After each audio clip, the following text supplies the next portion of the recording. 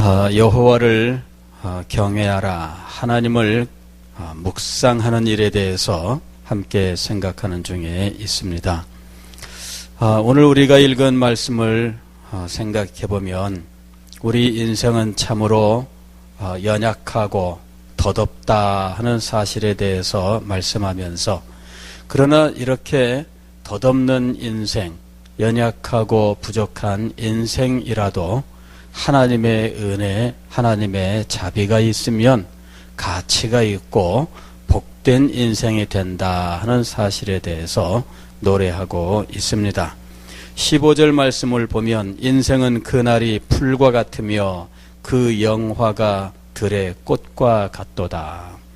이것은 그 인생이 아무리 생명의 싱싱함을 자랑한다 할지라도 그 싱싱함은 한계가 있다 하는 것과, 이 인생이 자신의 영화를 아무리 자랑한다 할지라도 그것은 기한이 정해져 있다 하는 것을 말씀하는 거죠. 우리가 화단 작업을 해보면 알게 됩니다. 화단에 꽃을 아무리 아름답게 심어놓는다 할지라도 얼마 가지 못합니다. 그리고 이 꽃이 시들고 떨어지고 하게 되면 꽃을 심은 사람은 마음이 참 안 좋아요. 야, 이 꽃이 시들어 버렸구나, 꽃이 졌구나. 날마다 이 꽃을 보면서 안타까워하는 거죠. 자, 우리의 인생을 보면은 마치 이 풀과 같고 꽃과 같은 거예요. 우리가 아무리 그 인생을 자랑한다 할지라도 우리 스스로 자신의 건강을 자랑하고 자신의 생명력을 자랑하는 것은 크게 의미가 없습니다. 지나고 나면은 그건 아무것도 아니에요. 저도 어린 시절에는 빨리 나이가 들었으면 그런 생각을 가졌어요. 10살, 11살 요때 이웃집에 26살 된 학생이 있었어요. 고려대학교 4학년 학생이었는데, 군대 갔다 온 학생이었는데 유도 선수였습니다.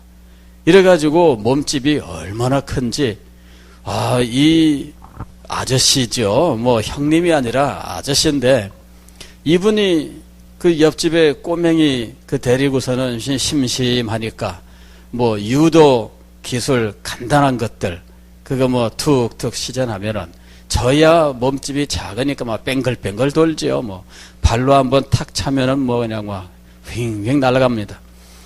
근데 그때 제 마음속에 26살 그러면은 다 큰 줄 알았어요. 26살이면 다 큰 줄 알았고, 그 정도면은 이 세상에 무서운 것이 없는 줄 알았어요. 그래서 저도 26살만 되기를 기다린 거죠. 어린 시절에는 빨리 나이를 먹어서 어른이 되고 싶어하는 마음이 있는 거예요. 이래가지고 나중에 세월이 흘러서 26살이 됐는데, 26살 그거 아무것도 아니더라고. 그거 아직도 애예요. 뭐 26살 그때 대학교 막 졸업하고 군대 갔다 오고 대학 졸업하고 그 정도면은 아직 아무것도 아니더라고요. 그래서 나중에 고쳤어요. 이제 몇 살까지? 40살.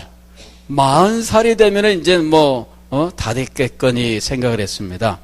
그런데 40살이 됐는데 아직도 부목사님이야. 그러니까는 40살인데 아직도 부목사님이에요. 부목사 생활한 지가 벌써 10년이야. 그러니까는 이건 뭐 어느 세월에 어른이 되냐고요. 근데 어느 세월에 50도 넘어가고 60을 바라보는 거예요. 그런데 이렇게 시간이 흐르고 보니까 이제는요 세월이 빠르다 하는 말이 실감이 되는 거 있죠. 세월이 빠르구나. 어른이 되는 거 옛날에는 참 좋아했어요. 그런데 지금은 어른 되는 게 좋은 게 아니더라고. 알고 보니까 이게 세월만 흐르는 거고요. 세월 흐르면은 좋은 거 뭐가 있어요? 무슨 뭐 성취를 해놓은 것이 있습니까? 뭐가 있습니까? 뭐 인생에서 큰 성취를 이룬 사람들이 있습니다. 뭐 돈도 많이 버는 사람들도 있겠고, 높은 지위를 가진 사람도 있겠고, 뭐 학문적인 명예를 가진 사람도 있겠습니다. 뭐 목사님들 같으면은 뭐 큰 교회 뭐 그런 목사님들이 될 수도 있겠죠. 그러나 여러분 알고 보면은 그렇게 큰 업적이라고 생각하는 성취를 이룬 사람들일수록 세월이 흘러가면 흘러갈수록 더 조급한 마음을 갖더라 하는 거죠. 더 조급한 마음을 가져요. 뭐 그냥 성취할 것도 성취할 것도 없이 그냥 이 세상에서 그냥 그렇게 살던 사람들은 세월이 흘러가면은 흘러가는가 보다 이렇게 생각해요. 그러나 성취하고 뭔가 손에 쥔 것이 있다고 생각하는 사람들은 세월이 흐를수록 조급한 마음이 들어 쫓겨다닙니다. 이거 어떻게 하나? 이걸 어떻게 해요? 지금 내가 성취하고 누리고 있는 이런 것들 어떻게 하겠어요? 이걸 누구한테 이걸 양보를 하겠습니까? 이거를 도대체 누구한테 주겠어요? 줄 수 없는 거죠. 권력을 누구한테 주겠습니까? 그러니 퇴임날이 다가오면 다가올수록 더 집착하게 되는 거예요. 아니 이제 얼마 있으면 대통령 물러나야 되는데 얼마나 마음이 조급하겠어요. 여러분 이 재벌그룹의 회장이 나이가 들면 들수록 얼마나 조급하겠어요. 최근에 이런 모습들을 적나라하게 보여준 사건이 롯데그룹 사건이잖아요. 거기 회장 신격호 씨가 어떤 분이에요? 예? 90도 훨씬 넘은 분 아닙니까? 그런데 그 연세가 되도록 아들들에게 물려주질 못하는 거예요. 아들들은 벌써 60 전후한 사람들이잖아요. 그런데 이걸 못 넘겨주는 거예요. 그러다 결국은 아들들한테 밀려나는 거잖아요. 세상에 저는 그런 거 있는지 처음 알았어요. 90 넘은 이 아버지를 자기 스스로는 판단할 수 없어서 후견인을 세워야 되겠습니다는 이런 법이 있는 줄 난 이번에 알았어요. 나는 90이 넘어도 정상적으로 자기가 인격적으로 모든 일들을 할 수 있는 줄 알았어요.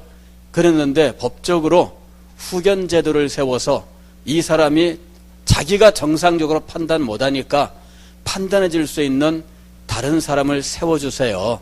이러는 제도가 있는 줄 이번에 알았습니다. 근데 그 제도를 누가 활용했느냐? 아들이 활용한 거죠. 여러분 세월이 흐르면 더 아까워요. 세월이 흐르면은 너무 안타까워요. 그게 인생입니다. 인생은 그날이 풀과 같으며 그 영화가 들의 꽃과 같도다.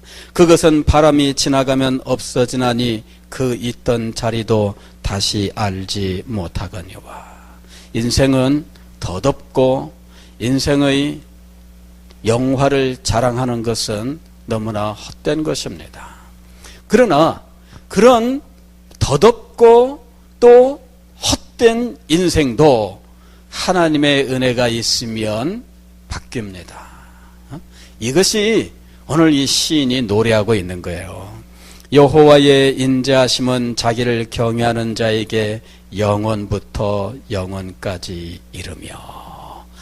아니 풀과 혹은 풀의 꽃과 같은 존재에게 영원이라고 하는 것이 작용하게 되는 이유, 그건 뭐예요?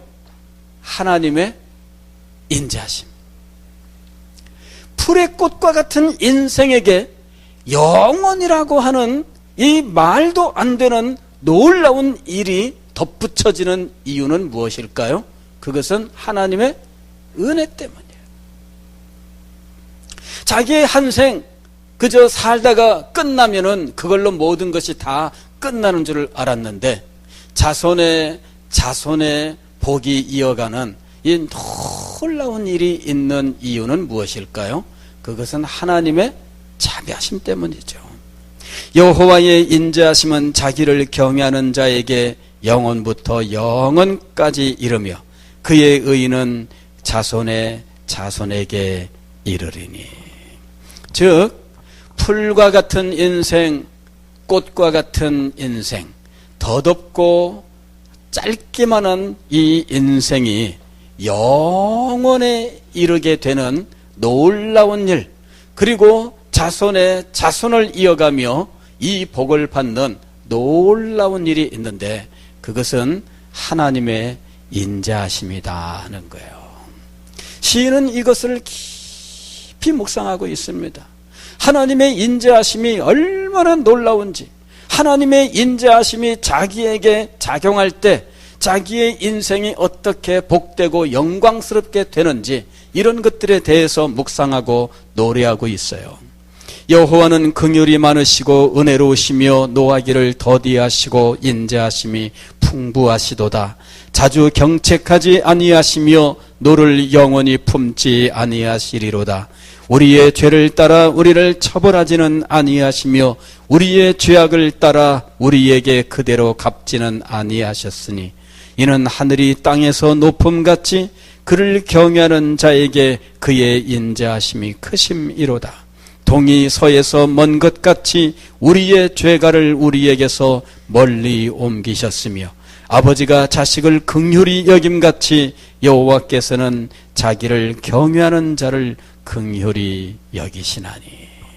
하나님에 대해서 묵상하는데 하나님의 인자하심에 대해서, 하나님의 자비로우심에 대해서 묵상을 하고 있습니다.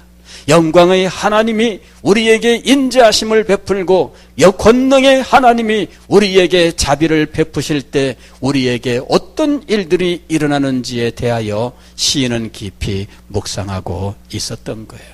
그래서 이 하나님, 영광의 하나님, 권능의 하나님이 어떻게 인자하시고 자비로우신 하나님이 되시는지에 대해서 그는 노래하고 있는 거예요.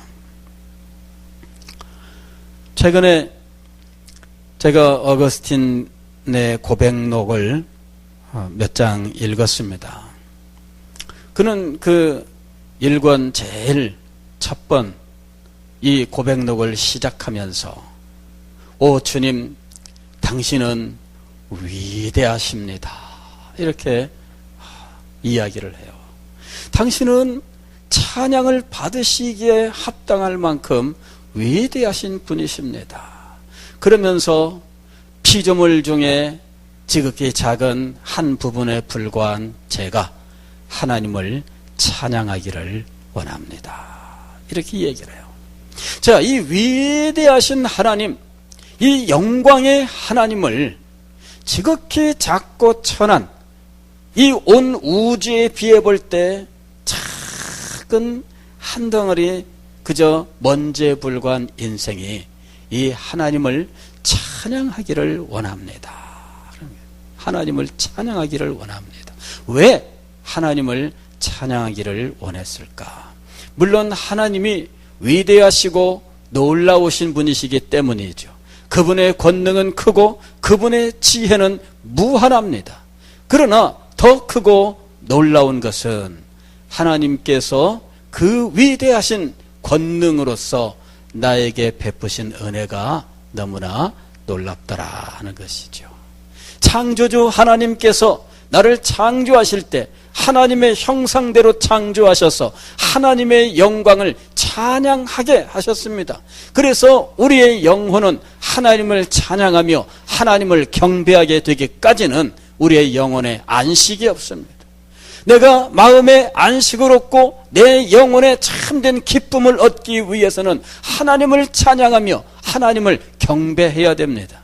그런데 그 놀라운 일들을 그는 많은 세월 동안 방황하는 그 과정 속에서 그는 결국 하나님을 발견하고 하나님 앞에 돌아오면서 하나님께서 자기에게 안식을 주시기까지 어떻게 놀라운 은혜를 베풀어 주셨는지, 그런 사실들 하나하나가 하나님 앞에 찬양의 제목이 될 수밖에 없었던 거예요.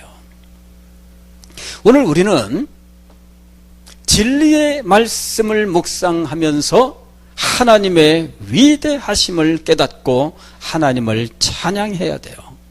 또 우리의 삶 속에 하나님께서 어떻게 자비로운 손길을 펼쳐 내 삶을 어떻게 도우시며 인도하셨는지를 깨닫고 하나님을 참되게 경배하는 자리에 나아가야 됩니다.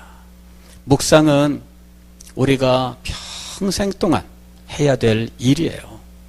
묵상은 우리의 모든 순간순간 하나님을 생각하면서 하나님을 찬양하기 위해서 우리가 쉬지 않고 해야 되는 일입니다. 여러분, 묵상에 대해서 깊이 생각하시기를 바랍니다. 하나님을 묵상해야 돼요. 그래야 하나님께 드리는 예배가 달라지고, 하나님을 묵상해야 하나님 앞에 드리는 기도가 달라져요. 하나님을 묵상해야 우리의 마음, 자기 자신을 생각하는 모든 마음들이 변하게 되어 있습니다. 제가 최근에 한 가지 깨달은 것은, 세월이 흐르면서 한 가지 약화된 것이 무엇인가? 자존감의 자존감. 자존감이라고 하는 건 뭐냐면은 자기 자신이 얼마나 소중한 존재인지에 대한 마음속에 어떤 깨달음, 그리고 어떤 의식, 이런 거죠.